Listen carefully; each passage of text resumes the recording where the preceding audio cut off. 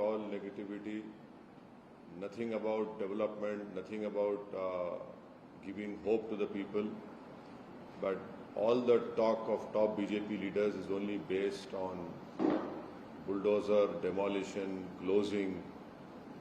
This is their main plank. And through this they falsely hope that they'll be able to win elections in Telangana, which will not happen.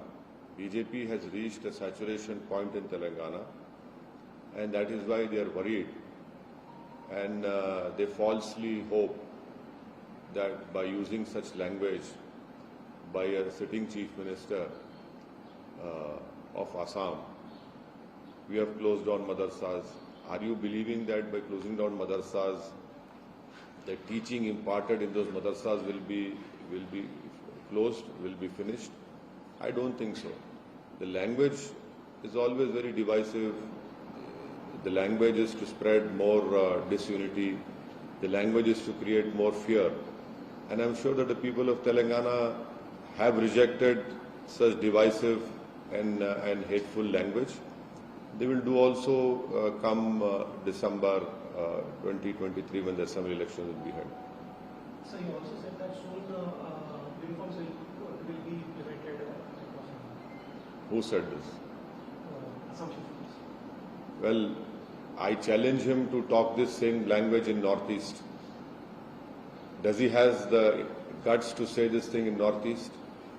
Can he bring a uniform civil code in Assam itself, wherein there are diverse tribal groups over there who have their own culture, and we in the Constitution of India has given them protection in the Constitution. That is what he can only say, but he cannot say it in Assam or in Northeast. Manipur is burning. More than 70 people have died in Manipur. Where is this Assam Chief Minister who has the responsibility of Northeast? So there was Maharashtra clashes over Kerala. Well, we appeal for peace. We don't want any violence to take place. And we hope that peace will prevail in places where violence has taken place in Akola.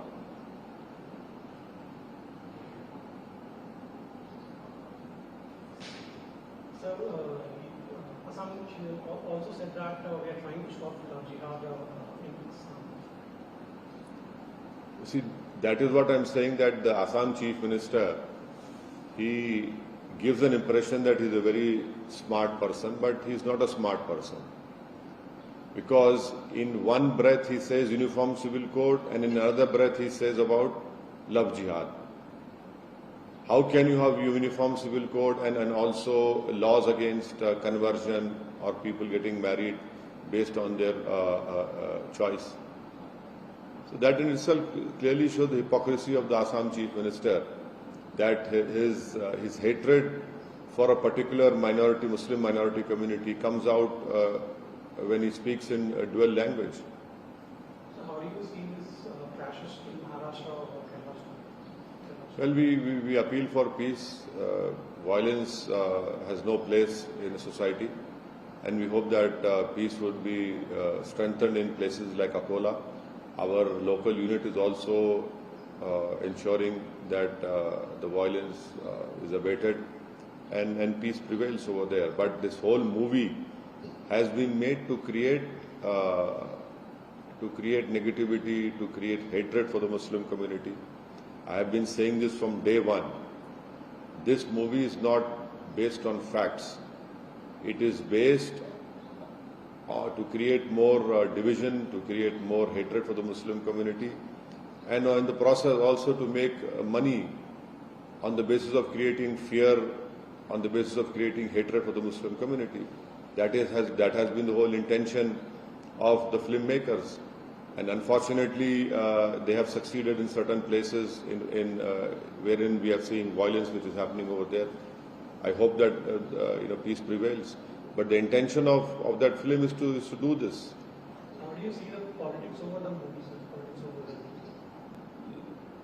When they came out with the promotion of that movie, they said that 32,000 women Then when a case went to the Honorable High Court, they said only 3 women. And the most unfortunate part is that the Prime Minister of our country is promoting such hateful movies.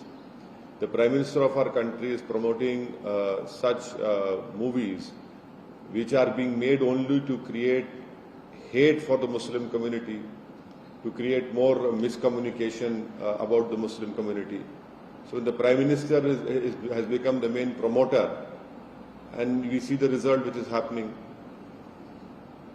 So what do you have to say about the UP elections and the results? UP elections, the local body elections have been good for MIM party. I was expecting that we should have done much better, but I'm thankful to the people of UP who have voted for our candidates, and in the process we have won 5 chairmans in Uttar Pradesh. Our candidate has won in 5 places, in places like Sambal, in places like Kand. So another 5 places our chairman has been elected with huge majority. We have won 80 corporators, 20 parshads, and 88 corporators. It includes 20 parshad. Thirdly, a revolution was created in Meerut, which is historically a revolutionary place, wherein our mayor candidate got 1,28,000 votes. We came second over there. And we got elected, the people of Meerut elected 11 municipal corporators.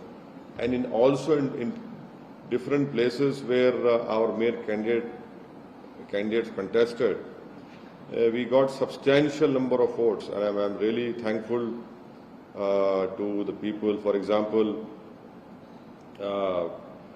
in different places we got huge number of votes. So we will continue now to build our party more, and going towards 2024, we will strengthen our party more and also find out the weaknesses where we could not succeed.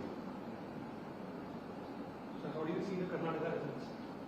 People have given a verdict, and we hope that the verdict has been given in the favor of the Congress party. We hope that the Congress party would live up to the promises that they have made to the people of Karnataka, and we'll wait and see.